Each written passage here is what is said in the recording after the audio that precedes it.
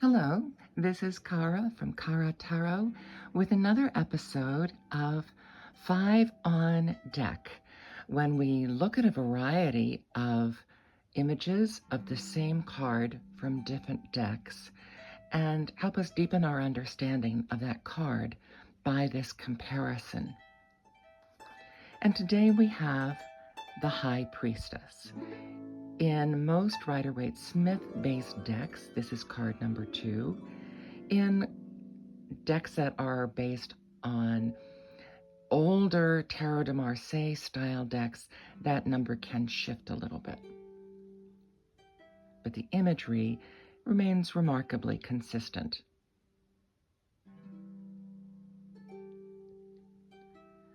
We want to start by looking at the things that are common to these images. The majority of these, you will see right away, have blue robes, or robes that contain blue. They have a throne imagery in them. They have the moon imagery in them. These are things that are all common to them. The Dali Tarot has the statue of a cat, looking kind of like an Egyptian cat. And when I looked at all of these, what I found interesting is if you look at towards the base of the robes in the Rider-Waite-Smith deck, while the robes there very much evoke flowing water, I also see kind of the shape of a cat outlined, almost as if there were a cat underneath her robe, or perhaps an unintentional image of the flowing, but it's something that I just saw for the first time comparing these. All of these High Priestesses have some sort of crown. Most of them incorporate a moon. The one that is the least like the others is the Dreaming Way, that's part of the intention of the artwork of that deck, is it really wanted to disrupt the way things were usually done. But she does have a huge hat that forms this sort of crown appearance. And all of them have the scroll, which is supposed to be the Torah, in a variety of ways, either scroll form or book form. The Terra Volatile, she appears to be actively reading or teaching from the book. In the Rider-Waite-Smith and the Dali Tarot, she appears she's just holding it firmly. In the Dreaming Way Tarot, again, she is holding it. And in the Marseille-Waite Tarot, she is holding it open, but appears to be looking beyond. If you go by directionality, she's looking between the past and the present. As she is looking out and beyond, she appears to be almost in a meditative state or a visionary state.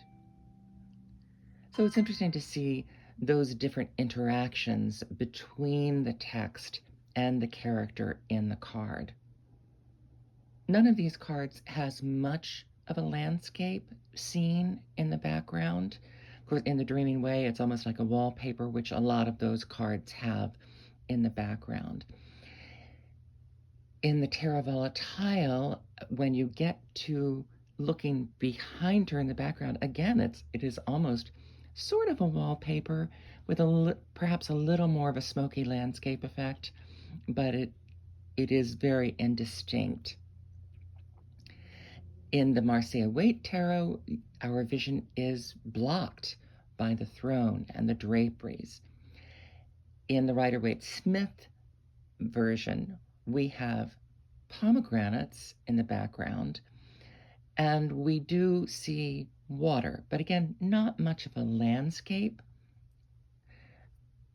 And then in the Dali Tarot, once again, we have a more plain or obscured background behind the figure.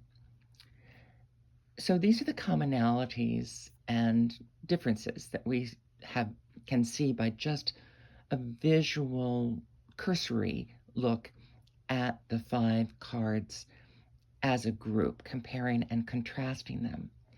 And now we'll get to the readings for each card from the little white book that is included with each deck. For the Rider-Waite-Smith, I'm not using the book from the giant Rider-Waite-Smith deck because those are just keywords with very little else. I'm using the book from the borderless edition of the Smith-Waite Tarot because it does give a little bit more and it's still based in Waite's words. The High Priestess. Secrets, mystery, the future as yet unrevealed. The woman who interests the querent if male, the querent if female. Silence, tenacity, wisdom, science. In the reversed position, passion, moral or physical ardor, conceit, and surface knowledge. The words from the Rider-Waite-Smith book, excerpted from The Key to the Tarot by Arthur Edward Waite. Next, I'll turn to the writings in the Terra Volatile book. I will not read the entire thing. I will read the meanings of the cards.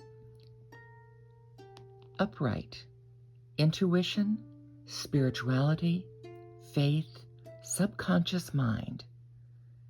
Getting this card in a reading may signify that you should listen to your intuition and convictions rather than to your intellect or rational thinking. The High Priestess represents someone who is open to her own spirituality and advises you to break the boundaries of rationality and listen to your inner voice. Often, the best answers come from within. If you look at the High Priestess's pose, it conveys security and toughness. She knows what she wants, she is certain of her convictions, and she believes in her ideals. This is reflected in ourselves if we are free from our fears and uncertainties. Get rid of your insecurities and believe more in your own worth, because with determination, you can get whatever you want and reach a higher level in your life. Reversed, gossip, secrets, and anxiety. The reversed High Priestess alerts you to stop and listen to yourself and to your inner wisdom. Other people's opinions and judgment affect you and collide with your own values, which causes insecurity and fear to move forward. Rational thinking and reasoning may also be the root of your problem. Make way for your intuition. Listen to your inner voice and place yourself within your own values and convictions. Free yourself from logical thinking and flow into your innermost feelings. If you are experiencing moments of anxiety, it means that you are probably repressing your feelings, and that creates a barrier in your way. You may need to concentrate or meditate to get in touch with your intuition. As soon as you listen to it, you will easily overcome whatever disturbs you. Finally, there is a tendency for secrets and gossip. Others may talk about you behind your back and hide things from you. Do not let that drive you into confusion or paranoia, and have an honest conversation if you are not comfortable with any subject or experiencing any kind of distress. Communication is key with yourself and others. And those are the meaning interpretations from Critica Absurdum, the book for Terra Volatile deck, pocket edition.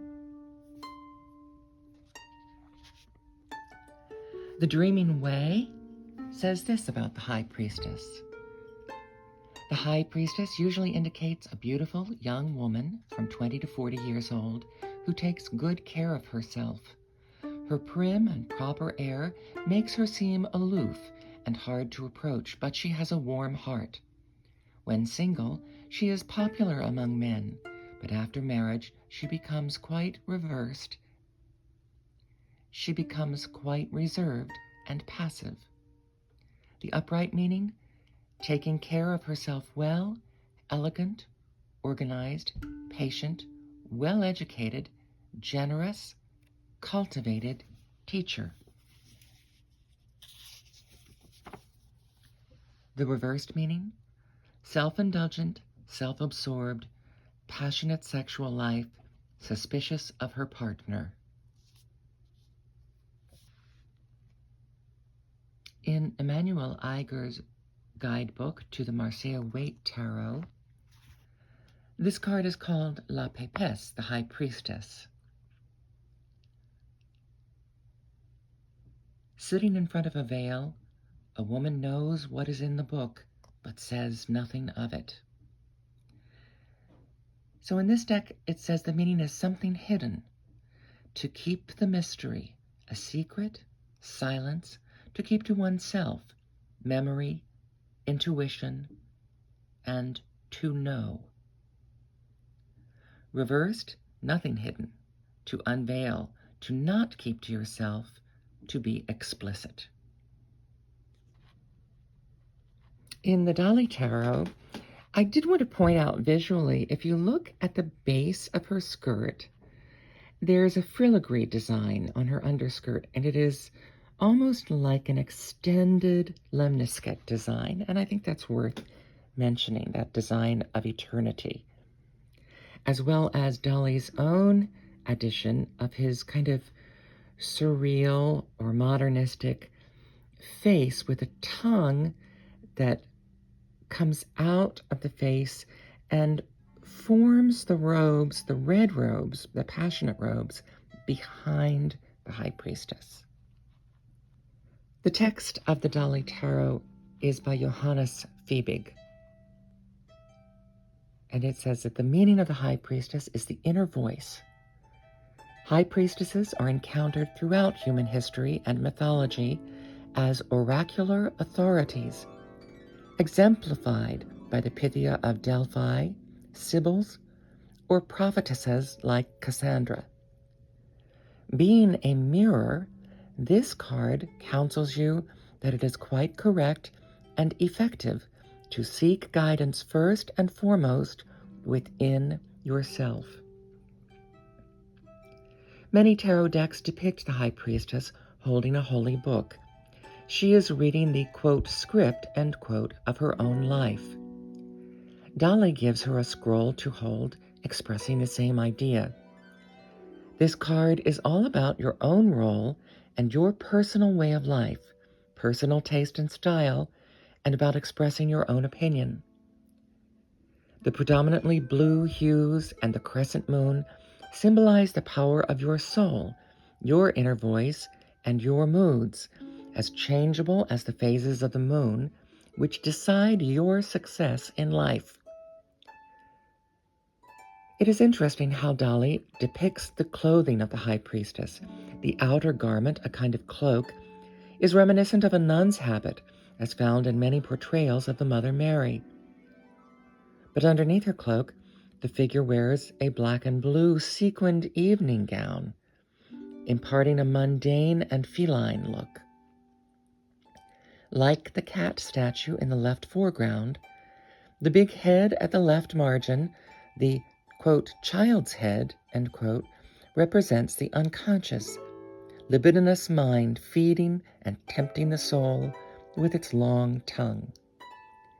In sum, the High Priestess encourages you to develop the power of your own soul and your own inner perceptions in order to meditate between piety and frivolity, nun-like devotion and cat-like instincts. The script of your life should be unrolled and evolved. Often when I'm doing 5 on deck, I will add an additional reading from another text about the figure, but I find that what's written in the Dali Tarot book by Johannes Fiebig is so comprehensive that I don't feel that I need to add anything to this today.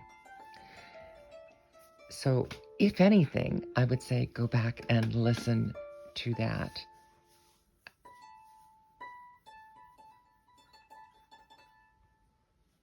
I hope this helps you with your understanding of the differences and similarities and overlapping and differing opinions about this card within the variety of decks.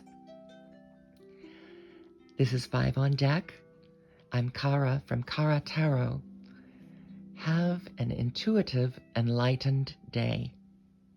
Thank you.